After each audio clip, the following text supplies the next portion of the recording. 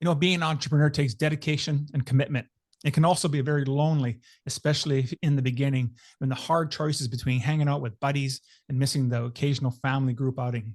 But hopefully not too much of that latter one's going on. Yet it can also be so rewarding because being in business enables you to show the world your strengths, while at the same time it asks you to be vulnerable enough to expose your weaknesses. Well, today my guest shares what it is like to own multiple flourishing businesses and keep his health and family as a top priority. But before we get into all that, I just want to remind you, if you're interested in raising your standards as a father, a husband, an entrepreneur, I encourage you to participate in our Band of Brothers group mentorship program. We're a group of ordinary guys working towards living extraordinary lives. You can find all this information at the Awakened Man Training Academy at members.theawakenedman.net. With that, let's get on with today's episode.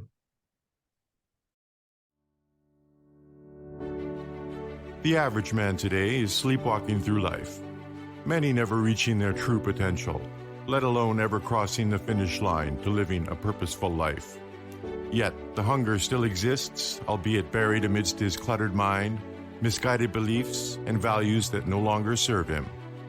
It's time to align yourself for greatness. It's time to become a revolutionary man. Stay strong, my brother. Welcome, everyone, to the Revolutionary Man podcast. I'm the founder of the Awakened Man movement and your host, Alan. So let me ask you a question. Does your business take all of your time, and so much so that you neglect your health and your family? It's a slippery slope that I know all too well. Yeah, I'm working hard at my business, but I can actually say, am I doing the same thing with my health? And definitely, I could get much better at spending time with my family. Well, today, my guest is a serial entrepreneur whose passion for business almost exceeds his passion that fuels all the other passions, and that is maintaining a strong and healthy body. So allow me to introduce my guest. Matt Sinosky was born and raised in Western Pennsylvania, where he still resides today with his wife and kids. Matt's career spans working in the insurance industry, which is what he still does today. And on top of that, he started a cannabis business in 2019, followed that up by purchasing 2 contracting businesses along with some real estate in 2021. Like I told you, this guy is a serial entrepreneur. And his real passion, though, resides in the fitness space, where he has been active for more than 10 years and recently started taking on coaching clients online. Welcome to the show, Matt. How are things today, brother? Alan, excuse me. Thanks for having me today, man. It's a pleasure to be on. I knew from the first time we chatted, man, I definitely wanted to do this. I appreciate everything you're doing. You're obviously doing an awesome job with your mission. So I love to be on here, and hopefully we can talk about some good stuff that can help some people out. Yeah, I'm sure we're going to do that. Absolutely. And I as well really appreciated our initial connection. I'm always looking for inspiring stories and inspiring ways to tell guys and show guys how we can lead, purposeful lives. And you definitely have that. And so, as you know, in our work here at the Awakened Man, we always talk about all of us being on a hero's quest or a hero's journey. And so tell us about what inspired you to pursue the life that you live today, and how that experience has shaped you into the man you are and the work that you're doing. Yeah, man, absolutely. So, when we talk about, my hero's quest, as you refer to it, that really didn't happen for me until, I had kids. And it wasn't just when I had kids, but it was when those kids grew up a little bit and, became aware of like the man that I am as the person who influences them the most. So, prior to that, I was content in what I did. I had really no ambition or no passion to pursue anything beyond what was in front of me. I had a decent job. What I consider now, when I made this, I'd consider myself broke at this point based on what I was making and the job that I was doing at that time, which this is going back probably 13, 14 years now. But I just didn't have any drive to do anything else. I wasn't in great shape. I was overweight. I ate all the wrong things and at the wrong times. I drank too much. I wasn't a good example for my kids or anyone around me, for that matter. I wasn't some horrible human being, but I just wasn't living at a level that I was capable of. So that's when I really, my kids were probably about 2 and 4 when I realized, like, man, if I want them to have me as an example, to be able to use me as an example, to grow up and maybe have a little bit of drive, a little bit of passion themselves, then I need to step up my game. I need to start looking at things differently. Both from a financial perspective. We are a single income household. My wife has been a stay-at-home mother, and now she works in some of the businesses that we do and helping out that way. But when my kids were little, she was a stay-at-home mother, single income household. So there was like a financial drive there. I think it's foolish to say otherwise. We're raising a family on a single income, needed more money. So like there was a drive there for me to do that. Like I have to earn more to provide for this family. And then there was also this drive to really, what kind of example am I going to set for these kids? Are they going to see, when they grow up and they become teenagers and young adults, are they going to see a dad who goes out and does a job he hates for 8 hours, 10 hours a day, whatever that is, and comes home and sits on the couch and drinks beer and waits for dinner to be ready, drinks more beer, sits on the couch, goes to bed? Like, what are they going to see? Or are they going to see a dad who's passionate about the things that he does, who is in as good a shape as any 42-year-old you probably meet?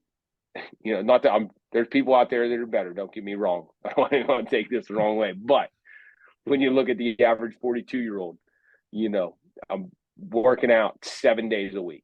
7 days a week, I'm doing something. There's that. There's a level of discipline in that they see. The actual physical shape that I'm in, aesthetically looking at me, a body that you can be proud of, a body that has the freedom to do whatever, go on trips, hike, bike, ski, swim, whatever that is, practice MMA, do all these things. Like, that's someone, as now my kids are 14 and 16, that they can look up to. So, when that all settled in for me back when they were younger, it started out as small things like, hey, I'm going to run a 5K. And that running that one 5K turned into me running almost daily, and running a bunch of different ones, and then half marathons, and then trail runs, and then things like that. And, it just morphed. It's just these little things that there was that one 5K that was a fundraiser for work that like set it off for me, where like, I can do this. And I did it.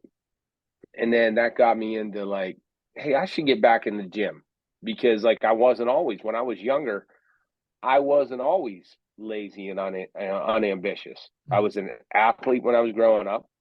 I was in the military from 2001 to 2007. So like I had this background where I knew I wasn't in great shape. I just didn't care. So then from that little bit of running, it turned into buying myself a little home gym, starting to work out a little bit, to slowly over the course of 4 or 5 years, seeing some success in working out, and other people seeing that in me and asking for some help. Like people who were in a far worse physical position than I was, saying, hey, you were 240 pounds before, and now you're down to 190. How'd you get there? Like, the first one was my cousin. He was, man, he's my success story. You guys are going to see if you end up following me on Instagram and watching some of the content I put out. This dude was 400 pounds, like a literal 400 pounds, and, missed out on half of his life. Like, just couldn't do anything. Like, you're 400 pounds. Like, there are physical limitations. Like, there's things you can't do. So he had this goal, and I started just giving him some instruction. I mean, the credit's all his. Like, he's super disciplined. But he had the humility and ask for help, and then the willingness to get in the gym and do it and do the things in the kitchen that he needed to do. And, so he went over the course of, it took a long time, but over the course of about 3 or 4 years, he went from 400 all the way down to 230, which was our first goal to get to, was 230 pounds, because we wanted to go skydiving together. Right and on. You needed to weigh 230 pounds was a weight limit to do a tandem jump at the local place where we could have went. So he hit that in 2017. And now today, man, he's shredded. He's about 200 pounds, maybe a little north of there. And since then, we've run in Tough Mudders. We went out to Colorado and climbed six 14,000-foot peaks. We did a bunch of big hikes out in Glacier National Park. We just came back from a ski trip out in Telluride.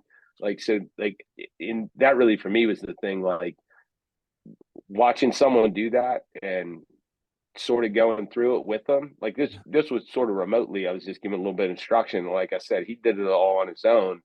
But like that was the thing for me, like, man, like you can literally change the course of someone's life through this. Like change the man's life. He changed his life by getting in shape, by losing weight. Like you're talking about, looks great, feels great, can move great, can do all these things that he never had a chance to do from age whatever, probably like late teen through early 40s. Now he's 48 doing stuff that he couldn't do when he was 28.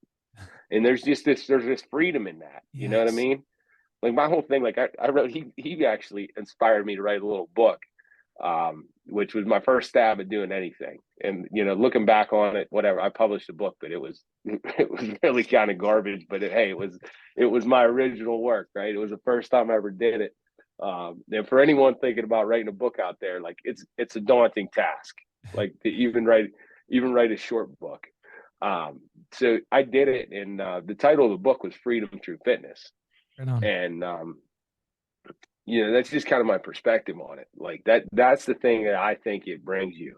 Like it just brings you this freedom to be able to do anything you want to do.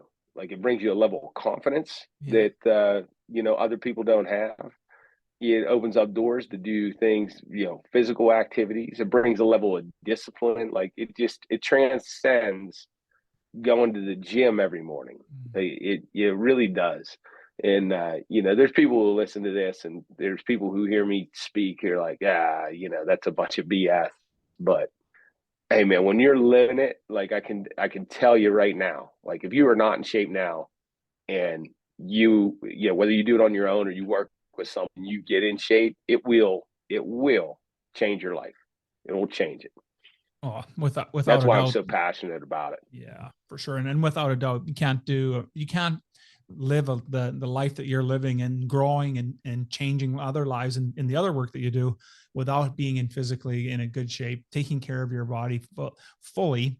And we need, and that's why it's so important, right? You can be a couch potato and sit there and be like Homer Simpson and just drink beer all day and not really accomplish anything in life. Or you can grab the bull by the horns and really go out and get after it. And that's really what I like about your inspiring story. And I just want to go back. You talked about, how you were just content with life. And I when you said that, I just felt like a sword go through my heart. How many times in my life and in our lives, we think about, well, we were just content, and what a poor place to be in, because really it just means that, everything's just okay. And to live a life that's just okay, just, it just gives me the creeps to want to ever be in that place. And it's part of the reason why I'm passionate about doing this work that I do with men's work, and also the drive for you. And then the other thing I noted down, I made tons of notes here, but the other thing that I really liked about was how you talked about how you wanted to be a role model for your kids, even at 2 and 4, and today they're young teenagers, and be a role model. And first question I asked is that, like, is that something that you saw with your father as well, or father figures in your life that you wanted to emulate, or did that come from somewhere else? Yeah, I think it was. I'll address that part first. I think it was a mix of things. I grew up. My dad was a Pennsylvania state trooper. admirable dude, like, man of high integrity. He was all about that life. And, he was a guy, big, strong dude, man, like strapping dude. And, that's another, but yeah, it's a shame that I kind of glazed over this piece of it that was kind of an influential thing for me. I was already heading in the direction of my kids at this time were probably 5 and 7. And my old man went from, being this 230 pound, like just, he was in the gym, like barrel chested guy, to he got leukemia and, within less than a year passed away. Wow. And during that time, him and I had a lot of conversations that difficult conversations. One of the things that he passed along to me was he regretted this level of contentment that he had in his life. Like he was he lived a fine life, you know what I mean? Like he was a state cop. He loved his job, but he never went for any promotions because that meant moving, and didn't want to, lose time with the family or whatever. For whatever reasons, he didn't do it. So like that's kind of sucked the ambition out of him from what he told me. And one of his bits of advice to me, through that year as him and I were talking was like, hey, if there's one thing, like, he's like, I wish I had more ambition. He's like, I wish I would have taken some risks. I wish I would have done all these things. So I kind of took that, like I was already headed in that direction. Like that was a few years into getting myself back in shape. And, that happened. And, after that, I was just like, well, man, I'm going full steam ahead into it. Like, if there's something I feel like the urge to do, or I need to do this, like I'm doing it. Like, I'm not letting fear or risk hold me back from it. So I guess in part, it wasn't necessarily something by example that I saw. Yeah. It was more advice from him from a regret that he had, that he held that inside of him, because like at that time when he was only 59 when he passed away, but in the Pennsylvania State Police, you put 25 years in, you retire with your full retirement. So he retired actually at the age of 49, and then he was working some that state police job led into some security jobs, and he spent about 10 years in private industry doing some work. But he had a fine career and everything, but that sat with him strong enough and long enough that he made it a point to tell me that. So I was just like, well, okay, if it weighed on him like that, like, what's he gonna, it's gonna weigh on me. Like, and I'm not gonna, that's a great piece that like I'll always hold with me that I got. What a great, and what a great lesson to have. And right. And I really want to honor you for bringing that story forward and sharing that with us, because I think as we think about and talk about, mentors in our lives and the role models that we look to, sometimes it isn't about the action, but it's the lesson that they give you. And then what we're doing with that and how we implement it and really embody that into our lives. And you've done that, magnificently with your life. So in the opening here intro, I was talking about all the different businesses you have and the work that you're doing. Tell me what it's like to have a day in the life for Matthew. Like, what does a typical day look like for you, man? Yeah. So as you said, I spent my career in the insurance business, and that's still where I make my full-time living. So that's where I devote my full-time time during the day. Like a day in the life, like here this morning, I'll run you through this morning. Like, this was a very, very, very typical day for me this morning. I get up, I'm usually up by 4 a.m., if not earlier. And I am at the gym between 4:30 and I get to the gym between 4:30 and 5 a.m. And I will spend, depending on the day it is, like I will lift weights and I'm maybe do a CrossFit class that same day, get out of there by about 6:30. And then I'm home and I got about an hour with the kids and I take them to school. So we do breakfast, cup of coffee, take them to school. I'm back home at 7:30, and like 7:30 to 8:30, like that's when I handle all my odds and ends for the other stuff that I'm involved in. And I'm fortunate in that the other things I'm involved in, with the exception of the real estate, which my wife manages, I have business partners in my other businesses that they're operational partners. Like, I'm a financial partner. I handle administrative stuff. I handle financial stuff, but it doesn't suck my time during the day. So, once around 8:30, 9 o'clock rolls around, I'm showered up. I'm sitting right where I'm sitting right now, and I'm in front of my computer when I'm not traveling, and I'm hammering out work for the insurance business, till about lunchtime. When I take a break from lunch, and right now it's a little bit different schedule for me because I am going. If you guys check out my Instagram, like, and scroll back to when I started it, like, I started this with like doing a big cut in the fall, like, so cut 35 pounds.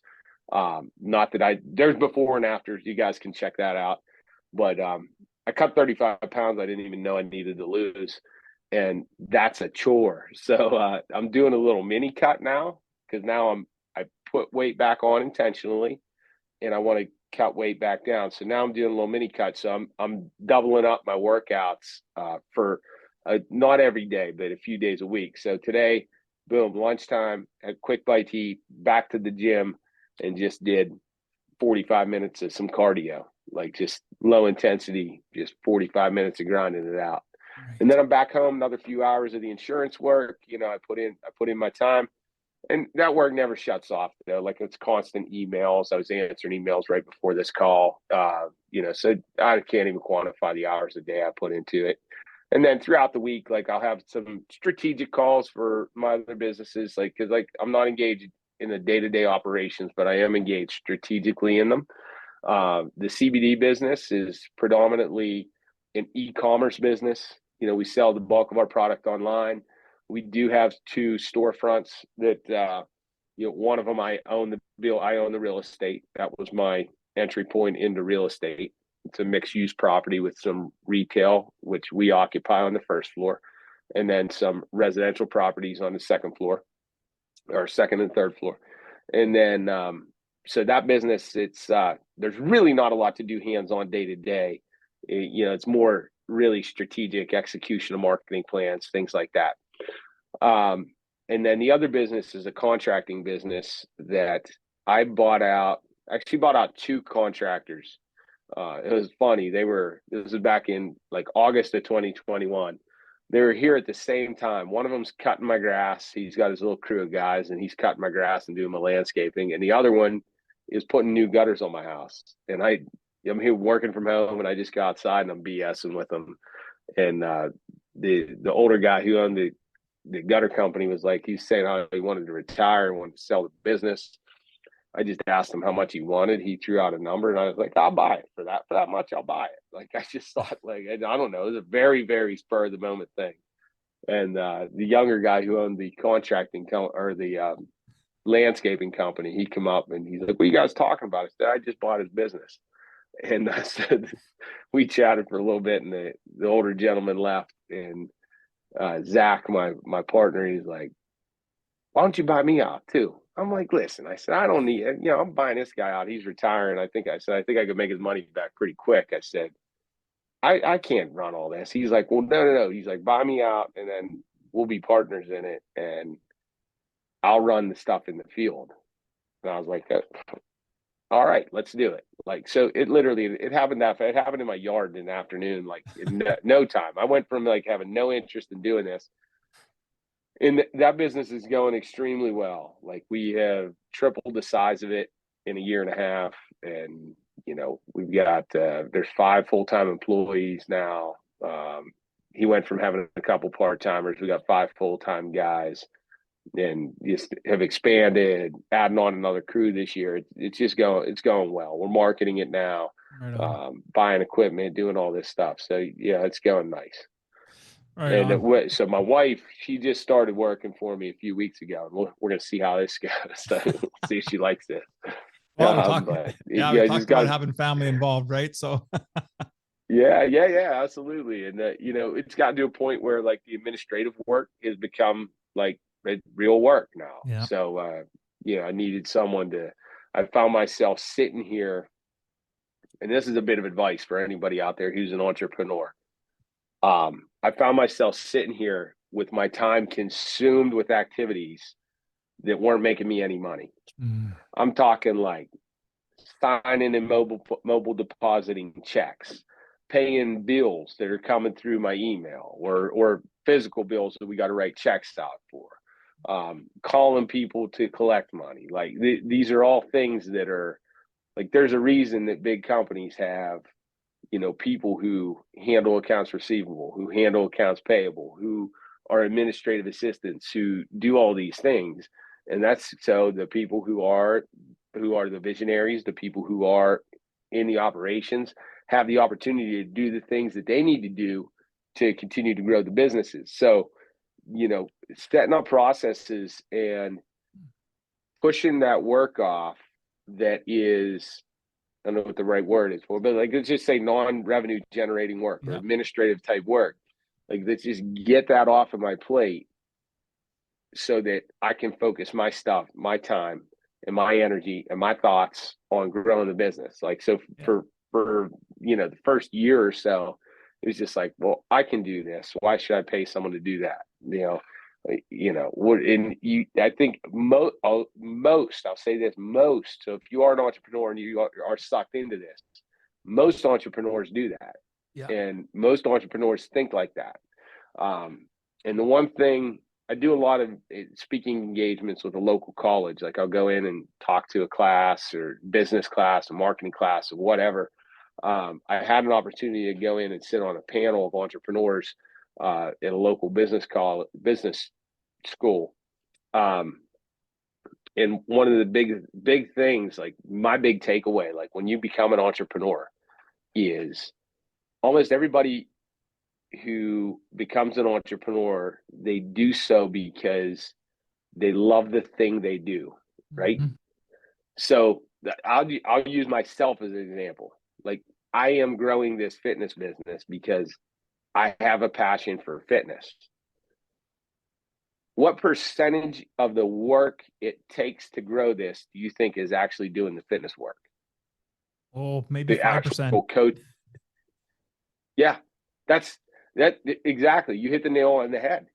Like, you're right. I spend 95% of my time working on things that have nothing to do with helping my clients.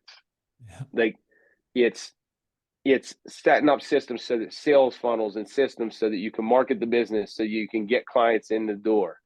It's doing the sales. It's setting up the billing. It's setting up all the processes. There's just all of this stuff. And you can take that example, like, maybe you're a great plumber and you start a business doing plumbing. Well, that very, very quickly, that work dries up because you're doing all the plumbing and you aren't generating new business. Like, it becomes less about, like, so you almost have to look past what it is you're doing. You obviously have to like what you do, right? But I think entrepreneurs often fail is because they're so passionate about the thing that they do that rather than start to push that thing off. And I'll use the trades as an example: plumber, electrician, carpenter, whatever. Rather than hire another plumber to do the plumbing, like, they continue to try to run the business and do the plumbing or the electricity or whatever it is they're doing. You think that's out of fear? What I think it's I think there's two reasons. I think there's one, they really like to do it, and there's an element of control that they want, right? Because, like with me, like with the coaching thing, I'm going to be, unless I get someone I really trust working with me, like, I'm going to have a hard time handing it off, because, like, I sell a high ticket coaching item, and the reason I sell a high ticket coaching item is because it's worth it. Mm-hmm. Like, I charge this price for a 16-week program, but I'm going to give you all of the knowledge that you'll be able to do this forever. You'll be able to sustain it forever if it's something that you want to do. And even if you don't, if you follow what I say, you're going to get results in 16 weeks. Now, it takes, when I'm doing that, I have people who won't follow what I'm doing. It takes me staying on them constantly. And like, I take ownership of that. You sign a contract with me and you pay me a couple $1,000. You bet your ass, like, I am going to make sure that I'm holding up my end of that bargain. Like, now I can't make you, but I can do everything that I can to persuade you, to influence you, to motivate you, to inspire you to do those things so that you see those results. Like, and that's what you're paying me for. Like, I'll have some guys tell me, like, dude, you are a pain in the ass. I'm like, well, you talk to these clients over here, I'm not, because they're listening to me already. Like, I'm not texting them every day. I'm texting you every day because you're not listening. Yeah. You know, so I say all that because, like, can I trust someone else to do that? Yeah.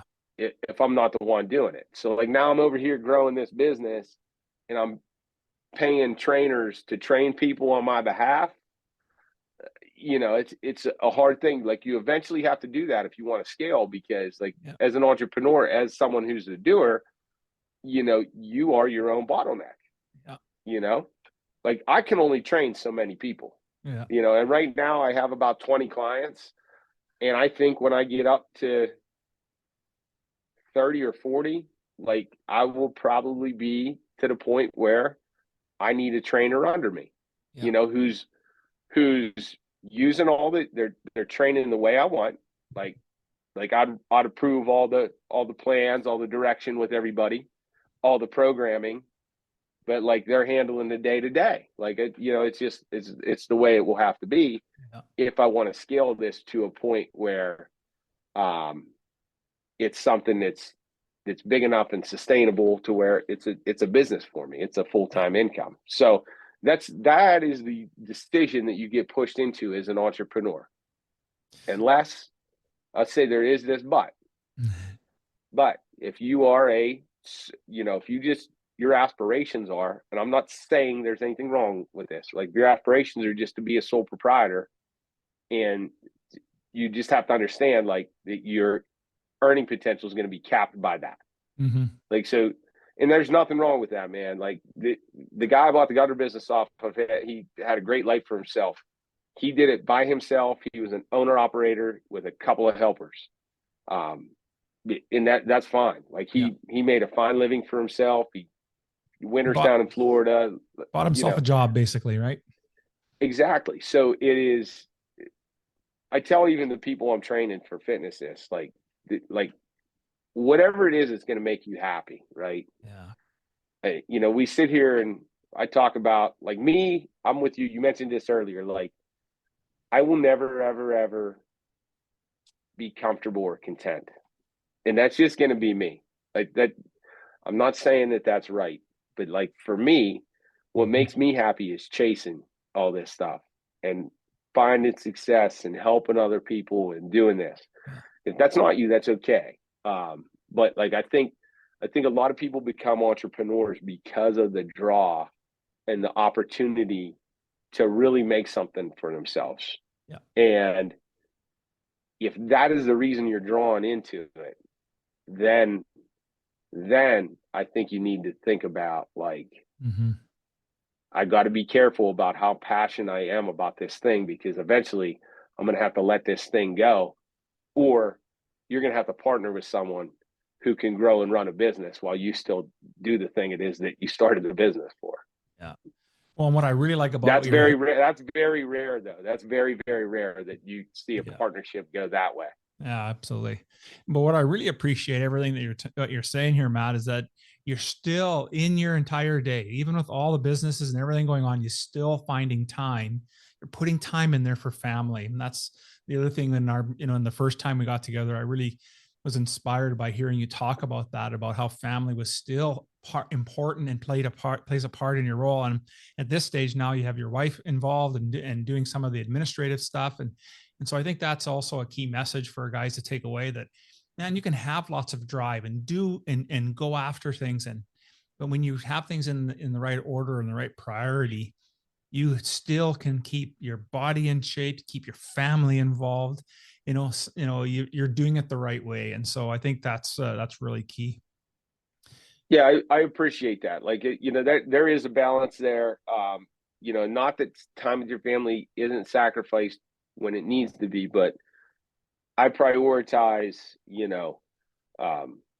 we do it. We're fortunate. Like, we're friends with a lot of the families that our kids are friends with. So we spend a lot of time, like, as a group, like, so that rather than us running off and hanging out with friends and our kids going with friends, we spend a lot of joint time together with other families.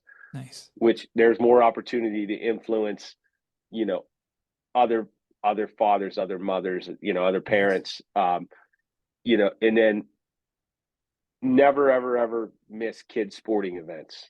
Like, I can count the times maybe on one hand in the last, let's see, my son's 14, daughter's 16, and the last decade that I've missed any sporting events at all.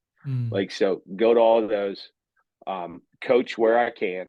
My kids are a little bit older now. They're into high school, junior high sports. And I'm on our school board. So I keep myself out of coaching, but the whole time from the time they were, 5 years old and started playing T-ball till they got into junior high, I coached.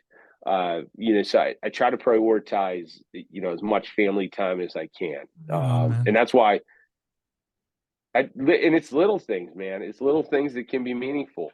It's taking my son to the gym. It's, running my daughter to work. It's being there every morning. I go work out super, super early, and I'm home before they wake up, so that I can wake them up, so that even though they're teenagers, they don't like it all the time, but, give them a little bite to eat for breakfast. Yeah. And then I drive them to school rather than riding the bus or going with a friend. Like, I drive them to school, and that gives me, takes us till we sit in line and whatever, we're in the car and we're chatting and, we're doing our thing. So, like, that's my little bit of time with them. Like, even though it eats up a half hour of my day, like, I do that just to do it. Yeah. Well, and what you're doing is you're busting the myth of this work-life balance. And I wrote an article about this a while back, and really the idea of work-life balance is being not so much about having them to be equal, but making sure that the quality of time that we're spending with our family, because that's what they're looking for. They're looking for that quality time, that dad's around, that their husband's around, and you're emulating that. You're showing it. So a great role model for your kids, and you're doing this with other families. And so, man, I just got to say, Matthew, I think that's just so inspiring. But listen, at this stage, you've got all this stuff going on. What would you say today would be your biggest insecurity?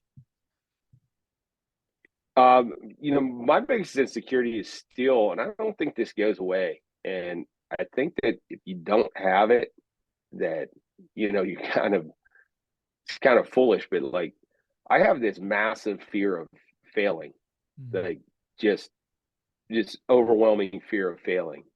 But yet there's this dichotomy there, because, like, I have this belief that, like, it could all go away tomorrow and I'll just rebuild it.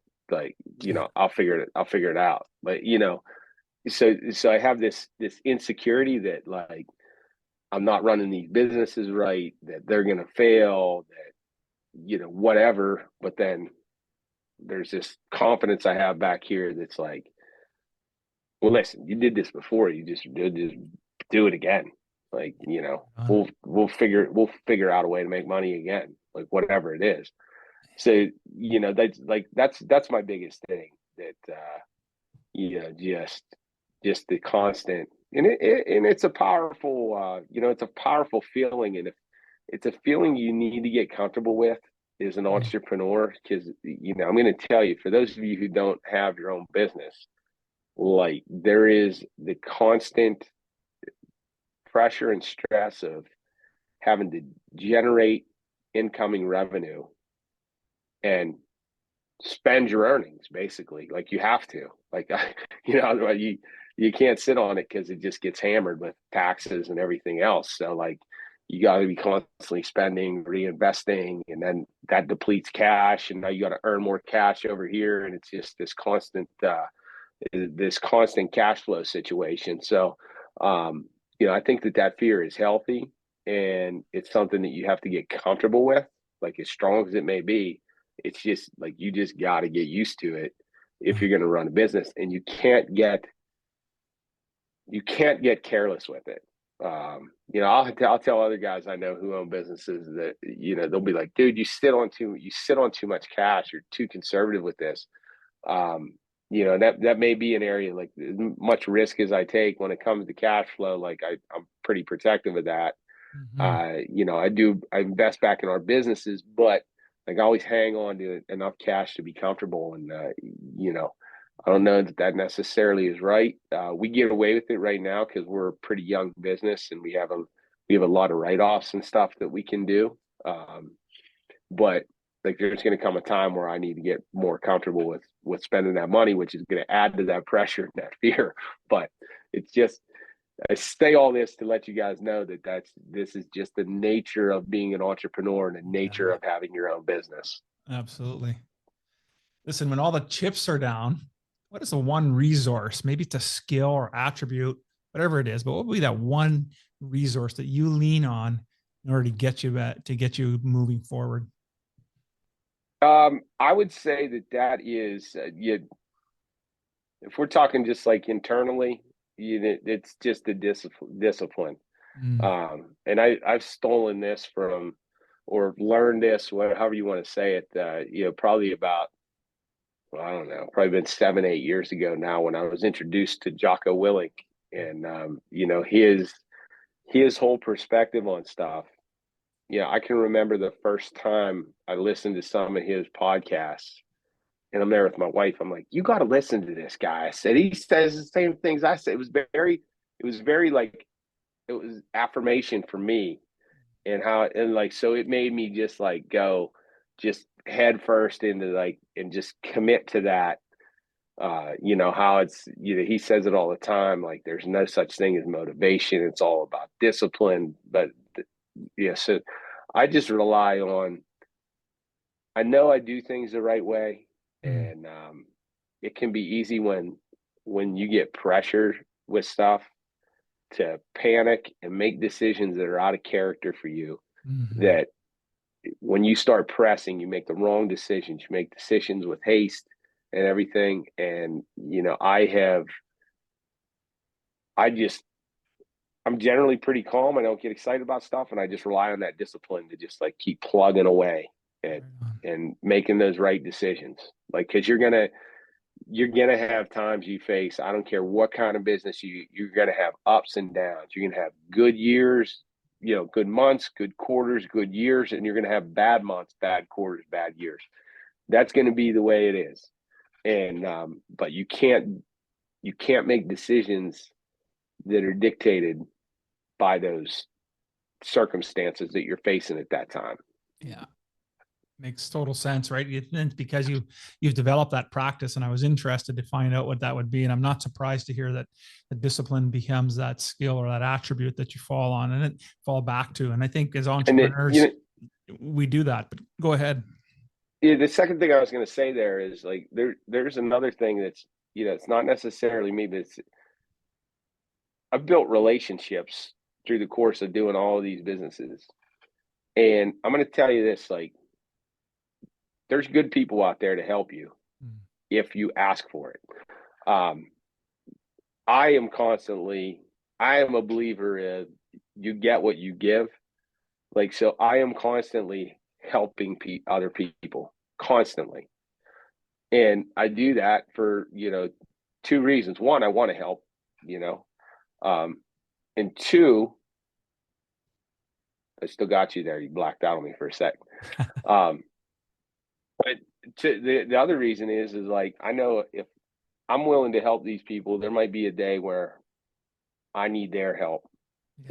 Just right before this call, I got a call from a buddy of mine. He's running for a local office, and, I won a local office a year and a half ago. So I'm sharing all of my knowledge with him.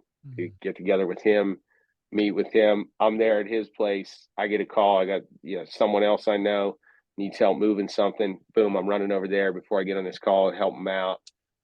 Taking calls from people who want to talk about stuff with the school because I'm on the board. It's just like there's this constant, and the more relationships you have, the more people you're going to have doing that. So that's the other thing I rely on when I don't need to do it often, but when push comes to shove, like people know because the relationships I've built with them, if I'm calling for help, that they're going to be there to help. Yeah, absolutely. What a great point as well, right? It's all about building relationships, whether we're in business formally or not. The fulfillment in our life is really part of how we grow our relationships, and I think that's such a key point. Of everything that we spoke Yeah, about absolutely. yeah, absolutely. So of everything that we spoke about today, and maybe there was something we didn't get a chance to touch on, what would be the one takeaway you'd want our listeners to have? So, the one thing, and I say this, like, this is me, but, you know, I'm going to just say, like, there's risks out there.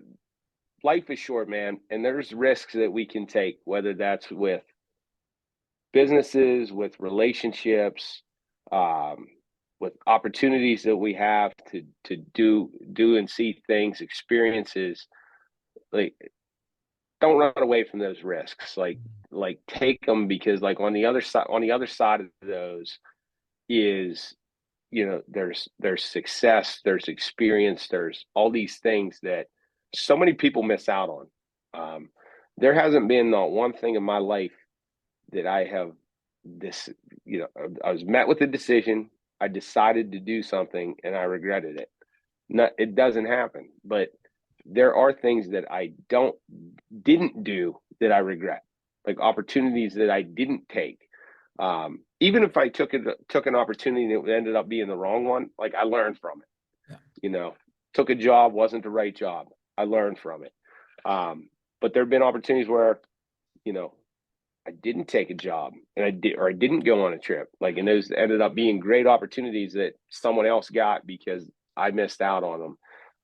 So I would just say, like, just pay attention to what life puts in front of you, and don't be afraid to take those opportunities and, dive head first, because even if you make the wrong decision, chances are you're going to come out either, at minimum having learned something from it valuable that you can use the next time that you are posed with one of those decisions to make. Man, love that. What a great takeaway for our listeners. I want to say thanks again, Matt, for being on the show. We've been able to lay some groundwork and some breadcrumbs for people to figure out how they can remove the excuses of being too busy in life to actually start taking care of their physical health, even as busy entrepreneurs as you are. So if men are interested in getting a hold of you, what would be the best way for them to do that? Yeah, if you, I'm sure you're going to put a link in your show notes or whatever, but if you hit me up on my Instagram, it's at Fit Virtas. That's Fit FITVIRTAS. Check that out. There'll be a link in there. And, if you hit me up and let me know that you listen to this podcast, I mean, we'll do a free consult, give you a discount, do all that stuff. But happy to give some free advice, on if you just want to give you a 45-minute call, if you want to chat. There's never any obligations with that. If you find value and you want to do some business together, great. If not, just mention that you're on this podcast, and we can go ahead and do that, and we'll hook you up. Perfect. Well, I'm going to make sure all that information's in the show notes for sure, so folks can reach out and get a hold of you. Once again, I want to say thanks a lot, Matt, for being on the show. We had an outstanding conversation today. Awesome, Alan. Thank you, man. Keep it up, buddy. Appreciate it.